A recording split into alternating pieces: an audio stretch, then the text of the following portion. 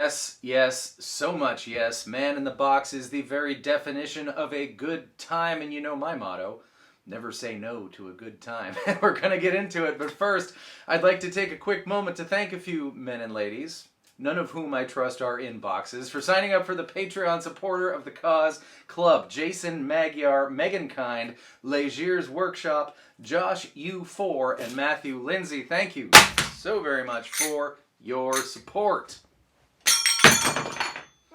And if you would like to find out what that's all about, the link is in the description. Alright, first things first, it's an Alice in Chains song, so everything is 1/2 step below reality. E flat standard, some just call it half step down tuning. Your E string becomes D sharp, E flat.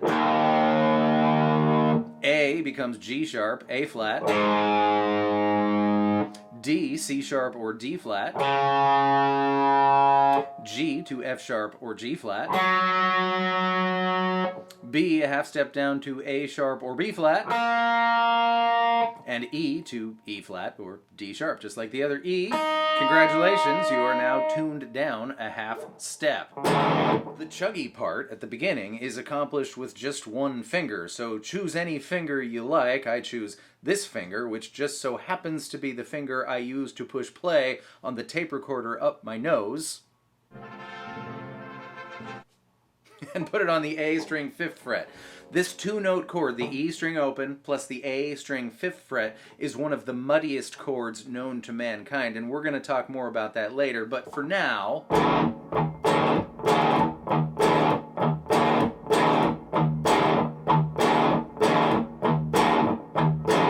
Then comes the fill. It's open E, then 5, then 7, ending up on A5.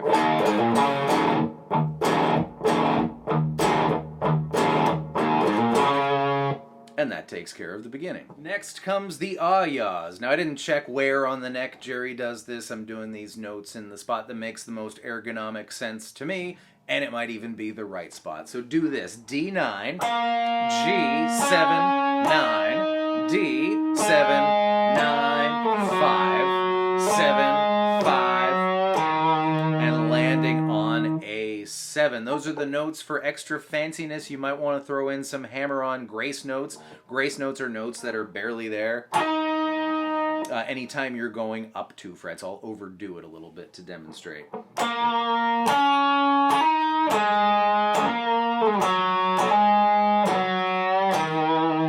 And definitely give that second to last note a little almost bend as you sneak to the A string 7th fret. That's the ah-yahs. Alright, so you already know the verse. It's the same as the intro, the chuggy, muddiest chord ever we talked about with the fill, but towards the end of that, right before we go into the save me line, you're going to hit the A string 5th fret, and at the very end,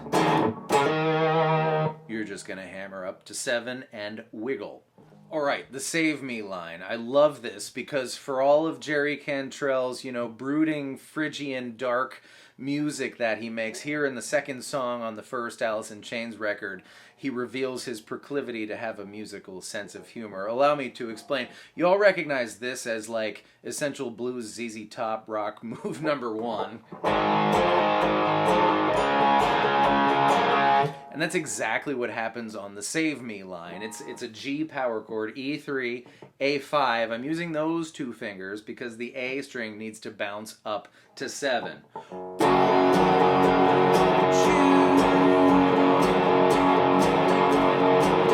And back to the chug.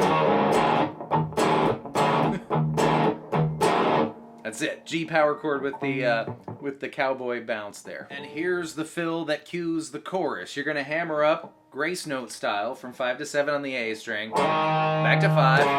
E, 7, 6, 5,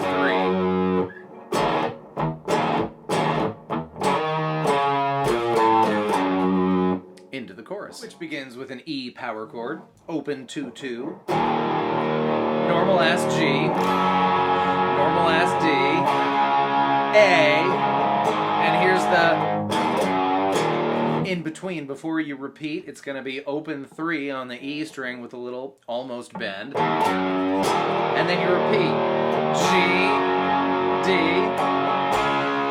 A, very last time, I never caught that until just yesterday. It's open 1 with a furious wiggle on the E string. That is the dark, brooding, Phrygian Jerry Cantrell there. So it's, except for the last time, at which point it's back to the chug.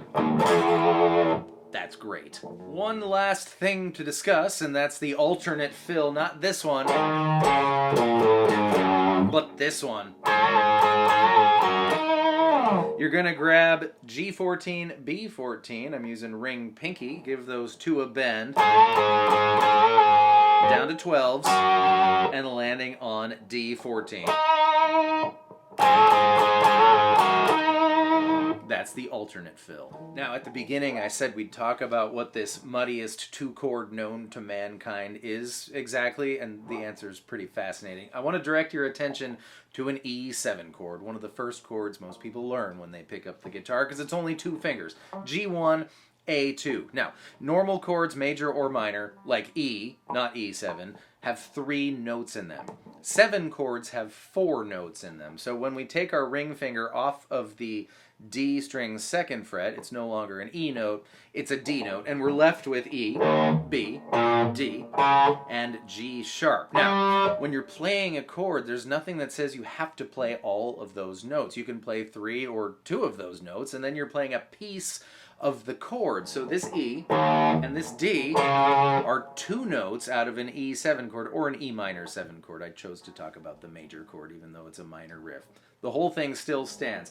So the point is, you've got the root and the dominant 7th just cruising all alone next to each other, and that's what causes that muddy excellence. And that's all I have to say about that. Surprisingly simple. Thank you so much for being here. I hope that was fun and helpful, and I will see you next time with more stuff. Goodbye.